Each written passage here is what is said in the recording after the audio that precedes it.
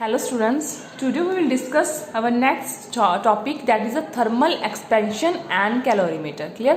ये unit 7th का chapter 6 है जो कि है हमारा थर्मल एक्सपेंशन एंड कैलोरीमीटर. इसमें से हम फ्यू टॉपिक्स ही करेंगे जो कि इंपॉर्टेंट है.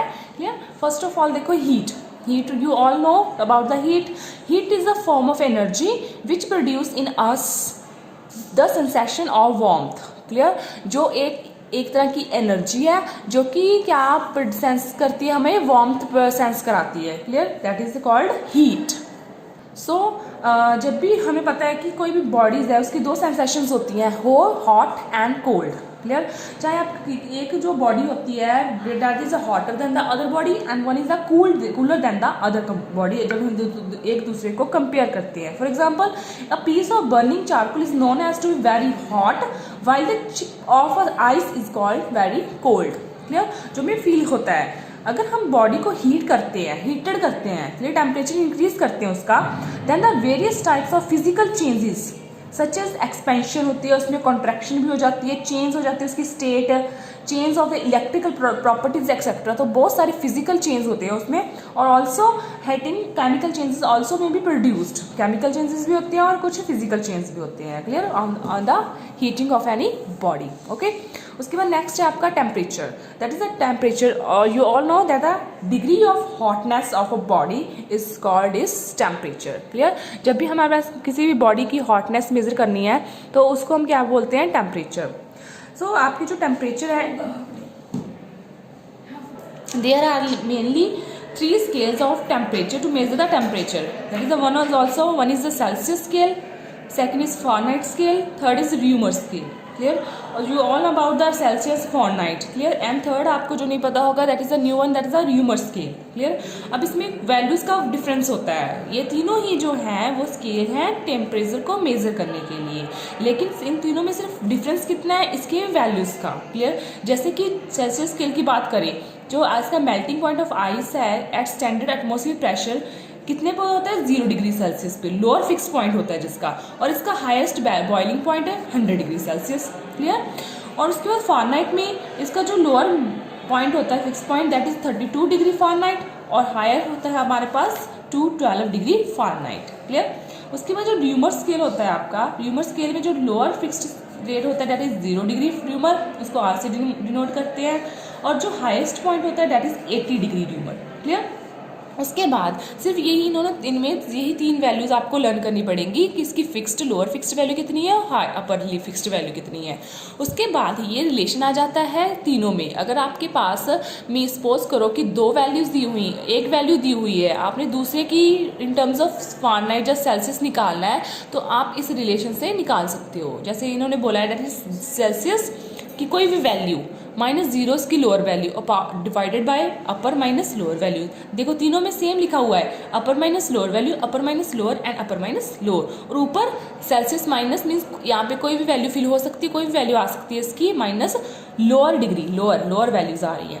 अब इसकी जो रेशियो और डायमेंशन वगैरह लेकर इसकी स्टैंडर्ड जो रिजल्ट है, जो आपका रिलेशन है, ये आ जाता है. अब ये न्यूमेरिकल पर्पस के लिए इम्पॉर्टेंट है कि अगर आपके पास इन तीनों में से कोई भी वैल्यू दी हुई है तो आपने दूसरी वैल्यू निकालनी है, तो आप यूजिंग दिस रिलेशन आप उसको फाइंड आउट कर सकते हैं. सपोज एग्जांपल करके बता देती हूँ कि आपको मान लो 40 डिग्री सेल्सियस वैल्यू दी हुई है, तो आपको कहा जाएगा कि इसमें फारेनहाइट में इसकी डिग्री कितनी होगी, तो बताइए. तो आप ये दोनों वैल्यूज़ लेकर, क्योंकि दोनों इक्वल है एक दूसरे के, दोनों वैल्यूज़ लेकर इसमें 40 डिग्री सेल्सियस फिल कर देंगे और आप इनके कंपैरिजन से एफ की वैल्यू निकाल लोगे, तो उसकी फारेनहाइट में डिग्री आ जाएगी कितनी वैल्यू है. सिमिलरली इन दोनों के रिलेशन से आप इन दोनों में से कोई भी आपको गिवन है और दूसरा नहीं गिवन, वो निकाल सकते हो. इन दोनों से आप सी और आर्स में से निकाल सकते हो. ठीक है? तो ये आपको फाइंड पता चल जाएगा कि कितने पर किसकी कितनी वैल्यू होती है. ओके. उसके बाद नेक्स्ट है स्पेसिफिक हीट. ये ऑलरेडी आपने पढ़ रखी है आपके 9th चैप्टर में, फिर भी एक बार बता देती हूँ. In terms of liquid, so specific heat of a material of a substance may be defined as the amount of heat required to raise the temperature of the unit mass of substance through 1 degree Celsius. इसको हम सी से denote करते हैं.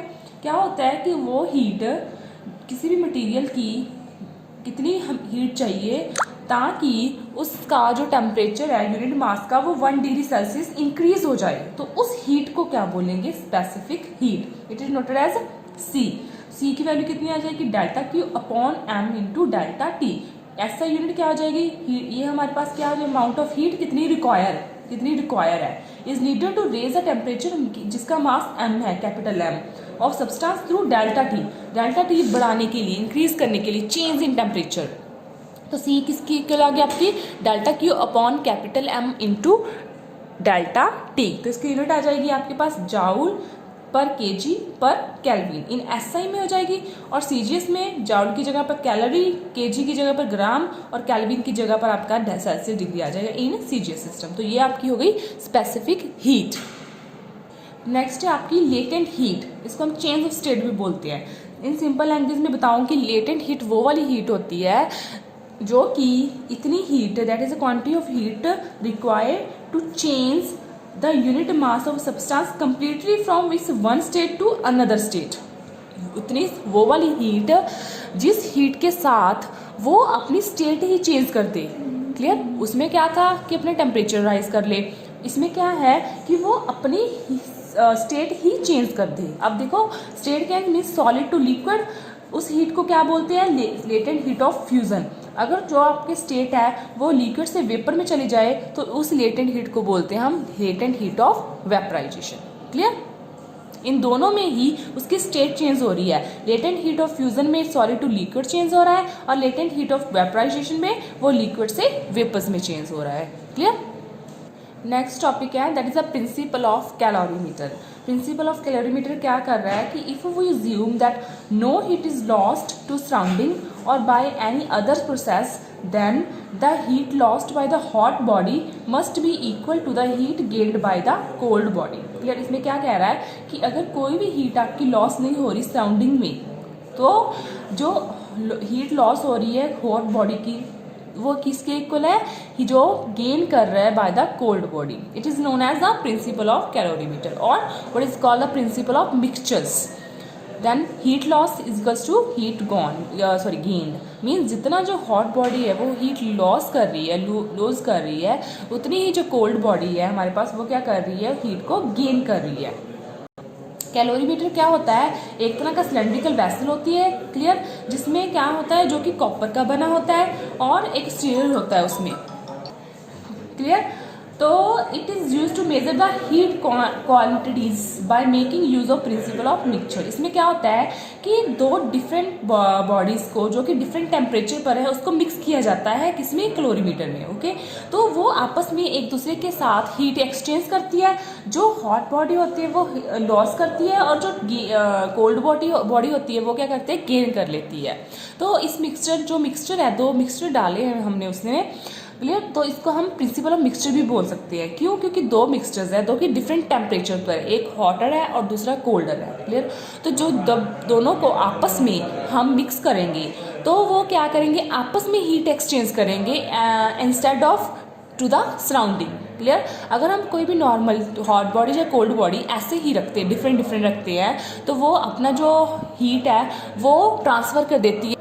But calorimeter में क्या होता है कि दो बॉडीज़ को हम मिक्स कर देते हैं और वो आपस में ही एक दूसरे के साथ अपना हीट एक्सचेंज करती है। तो उसको हम प्रिंसिपल ऑफ मिक्सचर्स भी बोल सकते हैं और प्रिंसिपल ऑफ कैलोरीमीटर भी बोला जाता है। उसके बाद नेक्स्ट है chapter 7th that is a transfer of heat.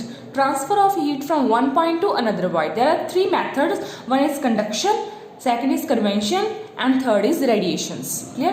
3 methods हैं जिससे हीट जो है ट्रांसफर होती है from one point to another point. One is conduction. It is a process by which heat is transmitted from one point to another through a substance. ध्यान देने की बात है कि कंडक्शन में क्या होता है कि हीट ट्रांसमिट होती है from one point to another point किसी सब्सटेंस के थ्रू। ओके?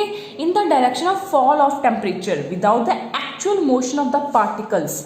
सब्सटेंस के थ्रू होती है बट इसमें किसी भी जो पार्टिकल्स का मोशन नहीं होता सब्सटेंस के। क्लियर? तो वो कौन सा मेथड हो गया आपका? कंडक्शन। नेक्स्ट सेकंड आ जाता है आपका convection. It is the process by which heat is transmitted through a substance from one point to another body bodily motion of A heater particles of the substance.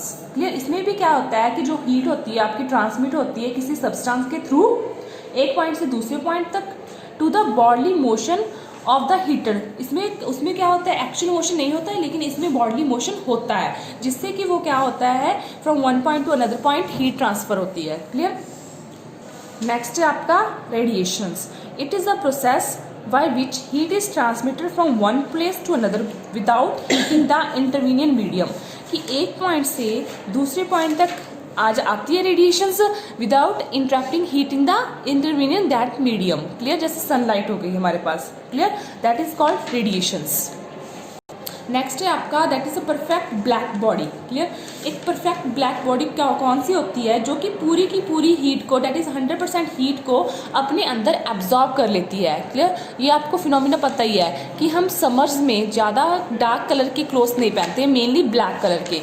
क्यों? क्योंकि जो black colour ऐसा है जो कि सारी की सारी वेवलेंथ से सारी की लाइट को अपने अंदर एब्जॉर्ब कर लेता है। जब वो सारी की सारी रेडिएशंस को अपने अंदर एब्जॉर्ब कर लेता है तो उससे हमारी बॉडी का टेम्परेचर क्या हो जाता है, इंक्रीज होता है। क्लियर, सो परफेक्टली ब्लैक बॉडी कौन सी हो गई, जो कि पूरी की पूरी हीट रेडिएशंस को, जो कि ऑल वेवलेंथ्स को जो उस पर फॉल होती हैं, क्लियर, तो उसको पूरी की पूरी क्या कर देती है, एब्जॉर्ब कर लेता है। ठीक है, and emits the full radiation spectrum on the being heater. Okay, तो ये आपकी क्या हो गई, black body, that is the perfect black body. Okay, next है आपका that is the absorptive power. Clear, वो क्या होता है, सिर्फ एब्जॉर्प्टिव पावर करनी है कि उसकी कितनी एब्जॉर्ब करने की क्षमता है। इसकी मतलब क्या, it is the ratio of the heat radiations absorb by, कितनी उसने एब्जॉर्ब की, टू द कितनी उस पर इंसिडेंट की, मतलब कितनी उस पर इंसिडेंट की और उसने कितनी एब्जॉर्ब कर ली, तो उसको क्या बोलते हैं हम, एब्जॉर्प्टिव पावर। ओके, इसमें कोई भी डाउट हो तो पूछ सकते हो। इसके साथ आप जब का जो सिलेबस है वो कंप्लीट होता है +1 का। Okay, thank you.